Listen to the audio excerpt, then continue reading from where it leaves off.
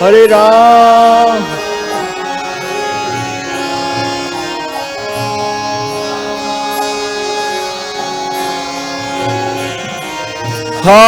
Hare Krishna, Hare Krishna, Krishna Krishna, Hare Hare, Hare Rama, Hare Rama, Rama Rama, Hare Hare, Hare.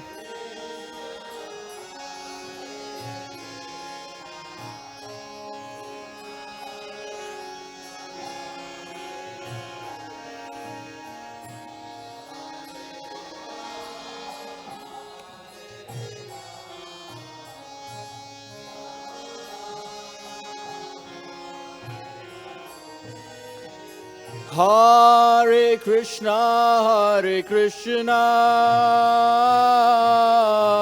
Krishna Krishna, Hare Hare, Hare Rama, Hare Rama, Rama Rama, Hare Hare, Hare Krishna.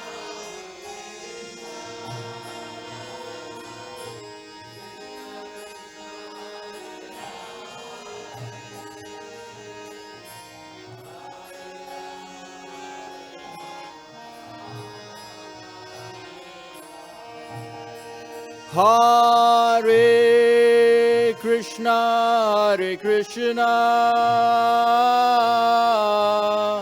Krishna Krishna, Hare Hare, Hare Rama, Hare Rama, Rama Rama, Hare Hare, Hare Krishna.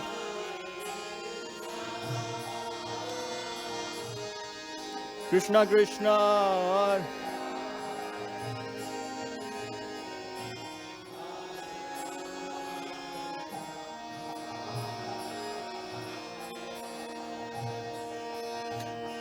Hare Krishna, Hare Krishna, Krishna Krishna, Hare Hare, Hare Rama, Hare Rama, Rama Rama, Hare Hare, Hare Krishna, Hare Krishna,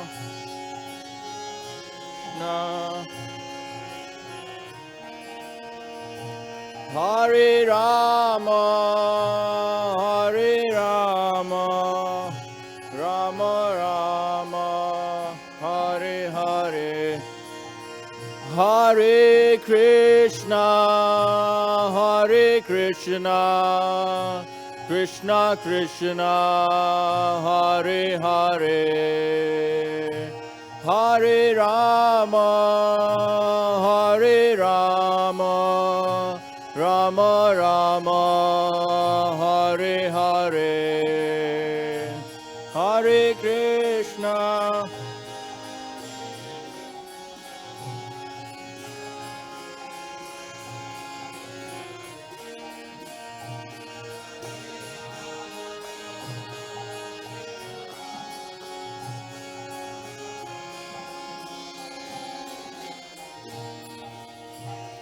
Jai Om Vishnupad Paramahansa Parivjakacharya Astasto Shri Srimad A.C. Bhaktivedanta Swami Maharaj Srila Prabhupada Ki.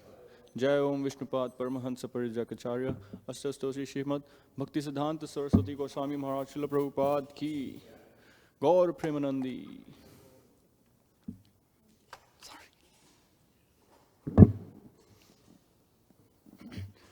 Om Namo Bhagavate Vasudevaya. Om Namo Bhagavate Vasudevaya. Om Namo Bhagavate Vasudevaya. Reading from Srimad Bhagavatam, 3rd Canto, Chapter 26, Text 20.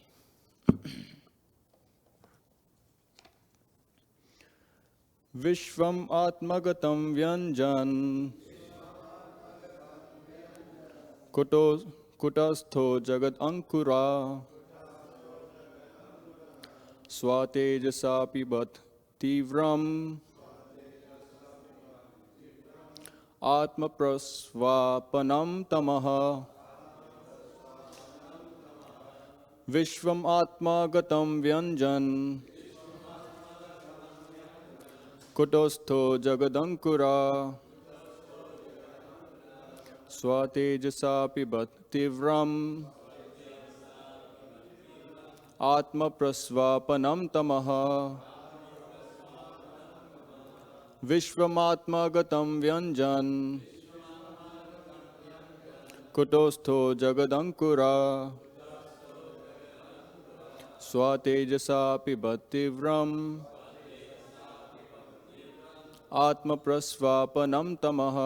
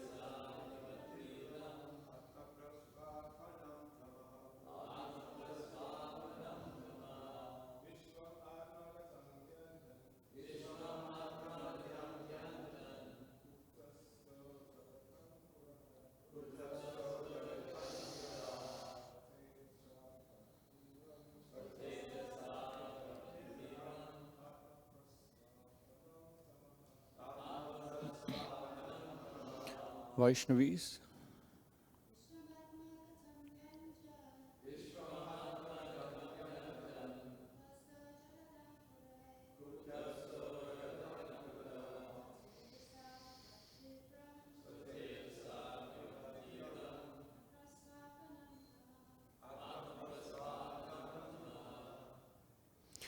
viśvam, the universe, ātma-gataṁ, contained within itself, viyañjan, manifesting, kūṭa-sthaḥ, unchangeable, jagad-aṅkuraḥ, the root of all cosmic manifestations,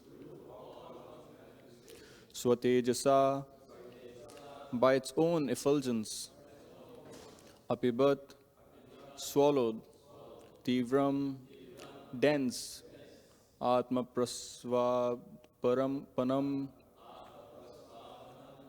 which had covered the mahat-tattva, tamaḥ, darkness. Translation. Thus, after manifesting variegatedness, the effulgent mahat-tattva, which contains all the universes within itself, which is the root of all cosmic manifestations, and which is not destroyed at the time of annihilation, swallows the darkness that covered the effulgence at the time of dissolution. Purport by His Divine Grace, A.C. Bhaktivedanta Swami Srila Prabhupada Ki Jai. Since the Supreme Personality of Godhead is ever existing, all blissful and full of knowledge, His different energies are also ever existing in the dormant stage. Thus, when the mahat-tattva was created, it manifested the material ego and swallowed up the darkness which covered the cosmic manifestation at the time of dissolution. This idea can be further explained. A person at night remains inactive, covered by the darkness of night. But when he is awakened in the morning, the covering of night or the forgetfulness of the sleeping state disappears. Similarly, when the mahat-tattva appears after the night of dissolution, the effulgence is manifested to exhibit the variegatedness of this material world. Translation again. Thus, after manifesting variegatedness, the effulgent mahat-tattva, which contains all the universes within itself, which is the root of all cosmic manifestation, and which is not destroyed at the time of annihilation, swallows the darkness that covered the effulgence at the time of dissolution. Om ajnana-timirandasya jnananjana shalakaya chakshurunmilitam yena tasmai Shri Guruve namaha. Jai Shri Krishna Chaitanya Prabhu Nityananda Shri Advaita Gadadhara Shivasadi Gaur Bhaktavrinda. Hare Krishna, Krishna Krishna, Hare Hare, Hare Rama, Rama Rama, Hare Hare. So this chapter of Srimad Bhagavatam, which is entitled Fundamental Principles of Material Nature, can seem to be very difficult for us to understand. Lord Kapila Dev, the son of Devahuti, is giving us the real Sankhya philosophy, analytically studying the whole cosmic manifestation and its ingredients, how everything comes into existence from mahat-tattva, how different varieties are created. He's giving us the whole blueprint of the material world. It's like somebody takes us to the backstage and shows how everything is working, the mechanics of the show. And so that's what Lord Kapila Dev is giving us. He's giving us a precious comprehension of how material nature imprisons us. When you are in a prison, you don't understand your situation, that you are incarcerated. You don't really understand the whole system, how it's working, because you are caught up in day-to-day routine. Maybe watching TV in your cell or having fights and whatnot. But some prisoners, they call them jailhouse lawyers, who instead of wasting their time in the prison, they use their time to study the laws, the books. At least in USA, they provide these facilities, the libraries. After all, US is the home to largest number of prisoners worldwide, roughly around 1.8 million. So government has to provide these facilities. And so very few prisoners, not many, are allowed to go to the library to study and understand the whole system, how it's working. And sometimes they do find some discrepancy, some faults in their trial, and they make some course correction, and they're able to get out of the prison earlier. And so Lord Kapila Dev is giving us that kind of jailhouse information, how the whole system is working in the material nature. The amazing thing is that we feel very peaceful and comfortable for the moment in the prison of the material world. And therefore, we don't feel motivated to understand how everything is working, how we are being bound by material nature, how we are living in a prison, not just the prison of the material existence, but also inside that prison, the prison of the material body, which binds us. How many of us actually think that this body is a prison? It's restricting us from expressing our freedom, our individuality, our creativity. But we are just very unmotivated. For those of you who work outside, you know that employers, they don't want someone who appears to be unmotivated. They hired you to be highly motivated servants, or put more correctly, highly motivated slaves. They want to see that you are absorbed in your work, you are keen, you're ready to surrender to whatever they say. It's like my manager, whenever he calls me, he's always just excited and pumped up about getting new things done, innovation, creativity, let's challenge yourself. And I always think, why can't we just keep things as it is and just move on with life? There's like many more important things to do than just work. But for the materialist, work is their worship. They have nothing else to do. There was a study done back in the 70s that, forgetting the name of the psychologist, but he said that by the 21st century, because of the advancement in technology, people wouldn't have any work to do, because technology AI and whatnot would just do everything for us. And so this prominent industry or occupation was sprouting called leisure management, that people would have so much free time, so much leisure time, that professionals would be sprouting up in the industry to manage your free time, how you can spend all your free time, and your hobbies will become your main occupation, and your main occupation of engineering or doctor or this or that will be kind of like your side thing, secondary job. And so if somebody would ask you, so what do? You'll be like, I play golf, I'm a golf player, or I play football, and yeah, I do some, artistry or some mechanical work on the side. But where do we see that? People are working actually more than before, especially because of COVID, 20, 30 hours easy in a couple of days.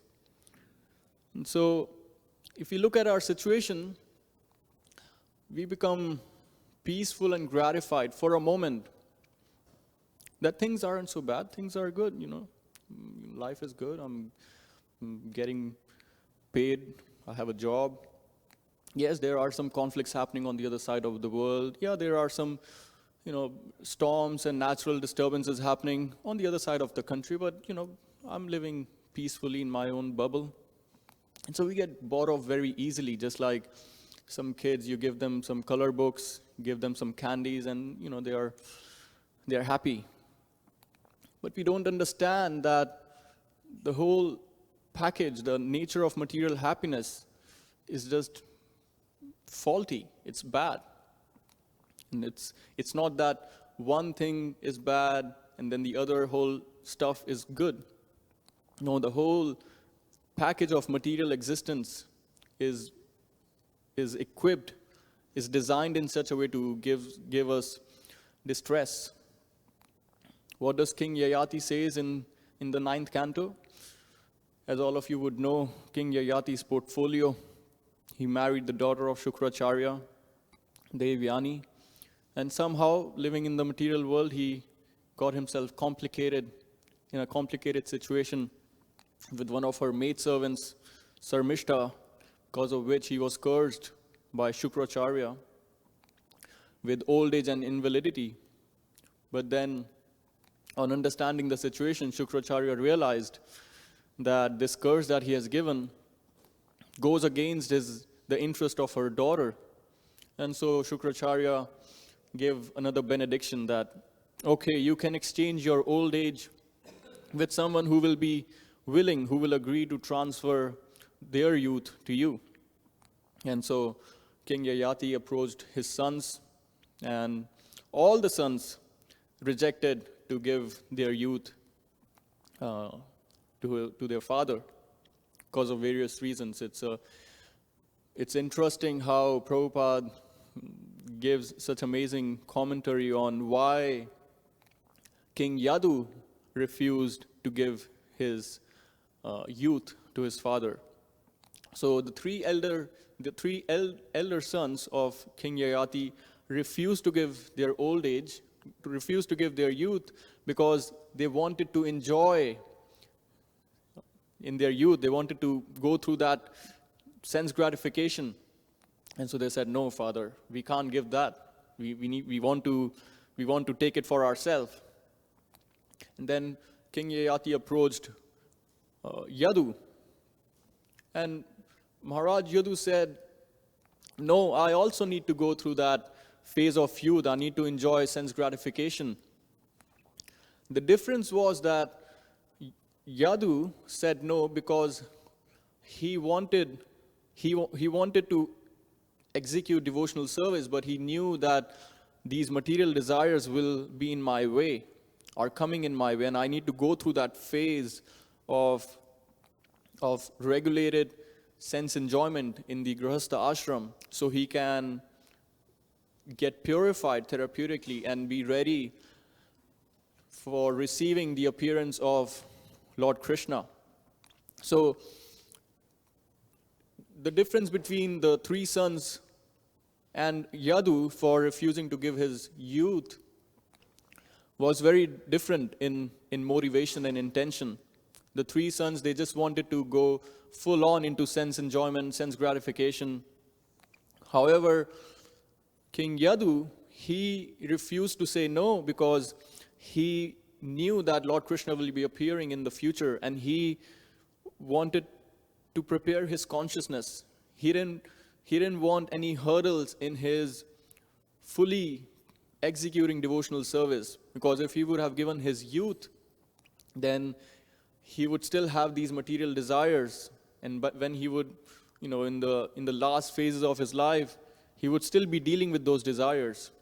And so Prabhupada just very amazingly explains how different ashrams are meant for us to therapeutically purify our consciousness and come to a stage of purely executing devotional service. And so all the sons refused except the youngest son, Puru. He very happily agreed to give his youth to his father. And so King Yayati enjoyed for 1,000 years with his wife in different planets, upper planets, lower planets, traveling everywhere. 1,000 celestial years. And at the end of it all, he was fully dissatisfied. He said, I've enjoyed everywhere, fully let go of my senses, just done whatever my senses wants to do, and I still don't feel any satisfaction. And so what did King Yayati says after that? Drishtam shrutam asat bhudva nandu yaye nasandishet. That one who knows that material happiness, whether good or bad, in this life or in the next, on this planet or in the heavenly planets, is temporary and useless, that such an intelligent person should not try to enjoy or even think of such things. So he's saying, what to speak of enjoying, don't even think of material happiness. That's quite far out coming from a person who enjoyed for 1,000 celestial years. That is the verdict of King Yayati. And so one could then question, okay, an intelligent person might come across this statement, might come across this knowledge, and then might question, okay, well, if that's how material happiness is, then what am I actually supposed to do with my life, with my energy? Because if just thinking about material happiness would give me distress, as Prahlad Maharaj says in the 7th canto, Sandapanathiyaya dukham anihaya sukhavrita, that as soon as one begins his activities of happiness, his conditions of distress begins. So it's not that when we start acting for our material happiness, our distress begins. No. Right from the planning phase, right from when we start contemplating, we start thinking how I can enjoy, right from there our distress begins.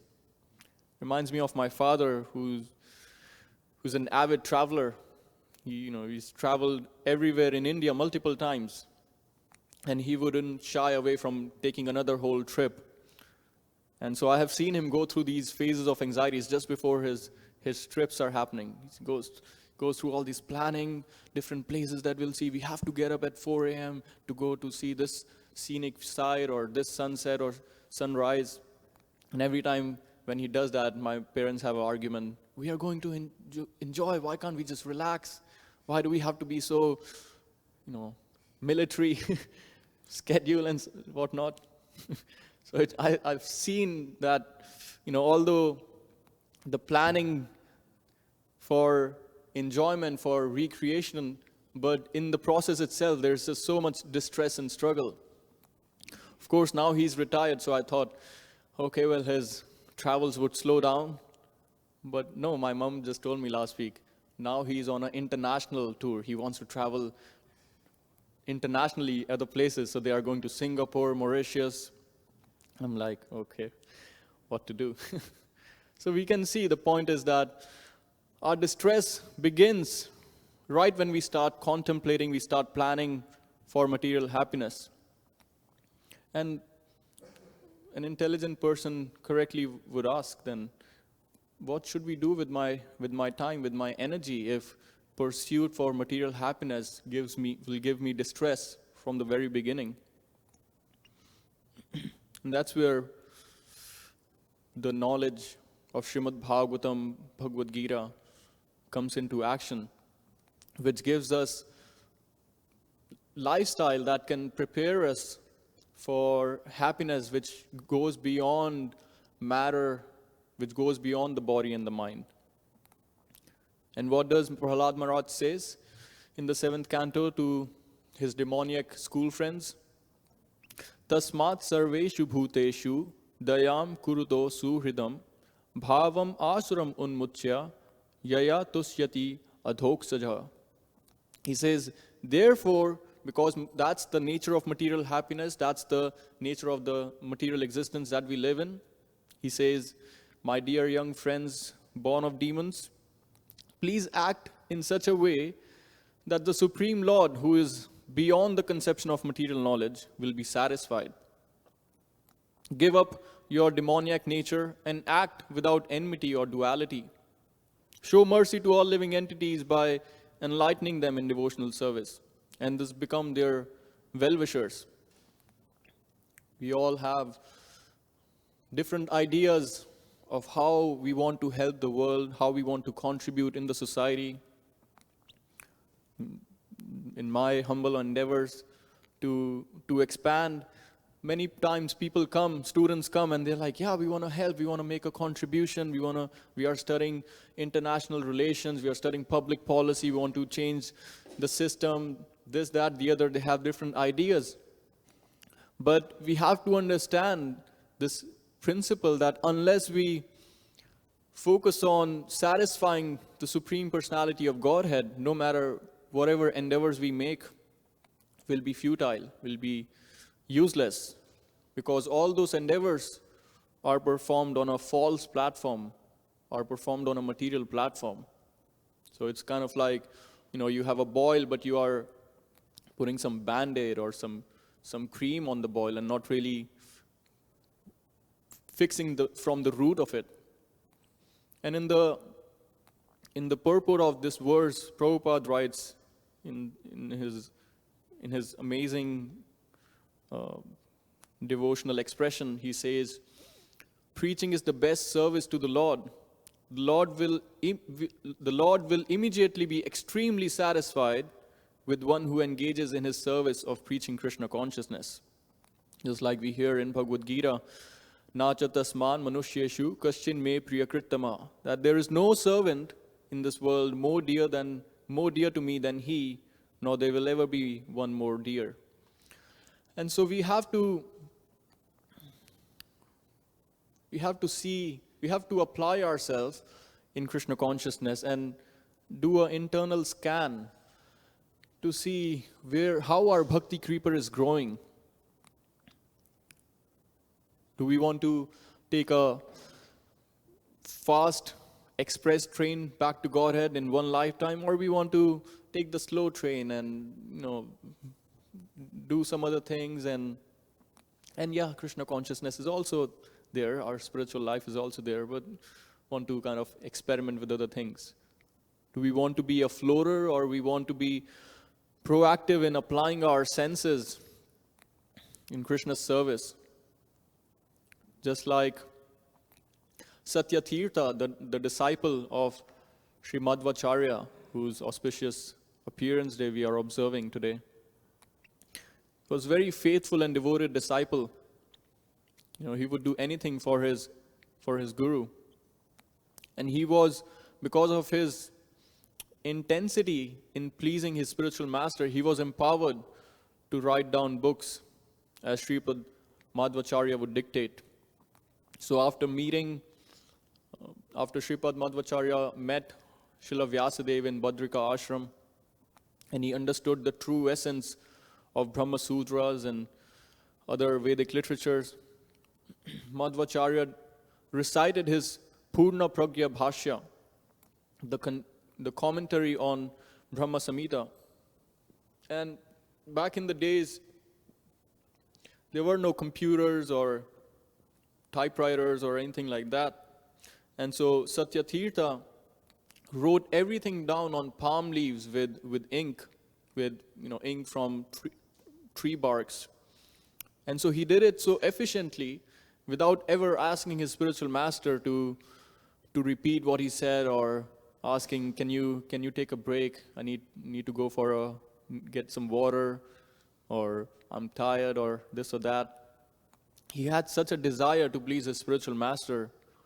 And when I was reading this pastime, it reminded me of the Chaitanya Charitamrita marathon that happened in 1975, how all the devotees applied themselves so intensely in pleasing Prabhupada that they did something which was unheard of, which was like a miracle. It's kind of like my spiritual master often says that it's like Prabhupada tell you that this is land, but this is ocean, go and swim in the ocean, or vice versa. So it was kind of that inconceivable act. And so similarly, we have to understand and be authentic with where we are in our devotional stature, in our advancement in Krishna consciousness. And we have to do an internal scan and see how can I apply myself more intensely in pleasing Krishna. Because after all, Krishna is a person. Krishna is not some energy in the sky or some vague figure or some just idea or a conception that exists. No, Krishna is a person who is also within our hearts. He can see how we are evolving in our desires. And if we sincerely try to spread Krishna consciousness, in the purport, Prabhupada again says that even if one does it imperfectly, even if one is not fully qualified, still Krishna says that he becomes the dearmost servant. And so, as we hear in Bhagavad Gita, Krishna says, Ye yatha mam prapadyante tam tathaiva bhajamyaham. That according to the degree we surrender, to the degree we want Krishna's mercy, to the degree we want to please the spiritual master, to that degree we will get the reciprocation. And so we want to be dynamic in our application of Krishna consciousness. We want to move forward. We want to change. We want to orchestrate our lifestyle in such a way that we can be progressive, because Krishna consciousness is not a phase that we are going through that, yes, I'm young, I have energy, so I'm going to try this out, and then, things might change. I might have a relationship or job or location or this or that. I might change my ashram, and then we'll see how things are. We should not have that attitude. We should see Krishna consciousness as our career, as our lifelong career, and we should plan our life, plan how are we going to use our senses appropriately, so we are making progress, we are making advancement. And if we do that, just by having that desire, just by having that intention, we get so much reciprocation from the spiritual master, from Krishna. And that's how we can make our life successful, by actually giving our senses to Krishna. Because as we hear from Upanishads, Rishikena Rishikesha Sevanam Bhakti Ruchyate, that Krishna is actually the proprietor of our senses. It's not us. We might think, oh, this is my body, these are my senses, so I can do whatever I feel like doing. But actually Krishna is the proprietor, and when we use the senses in the service to the Supreme Proprietor, we feel satisfied, we feel happy. We don't have to come up with any new concoctions of happiness, or get new gadgets, or try to find something outside of our field. And so we are living in such a glorious community, New Dwarka, where we have so much guidance, we have so much association of veteran, seasoned practitioners, and I always have to remind myself that I need to take advantage, full advantage, so I can be ready, because we have to think not just 5, 6, 10 years. We have a whole decade ahead of us, and we need to prepare ourselves so we can be ready to face any challenge in any situation of life that we come across. And with that, I would like to stop here and see if any senior devotees have any comments, questions. Yes, Rabindranath Prabhu. Yeah, you mentioned about Yadu. He didn't want to accept his father's old age because he wanted to become Krishna conscious and go through the household or ashram in a regular way. But also, it's mentioned in I think the 6th canto about how Daksha also recommended that his sons shouldn't have become renounced because how could they become self-realized if they don't go through the ashram like that, the household ashram? And Srila Prabhupada condemns such philosophy. So how do we understand both of those things? Yeah, Srila Prabhupada's books are like a pharmacy, going to a chemist, and we can see different varieties of medicines for individuals who are on different platform. And so for individuals who can take up that challenge of living a simple life, a life which is not very expensive, being a brahmachari, that's the way to go with it.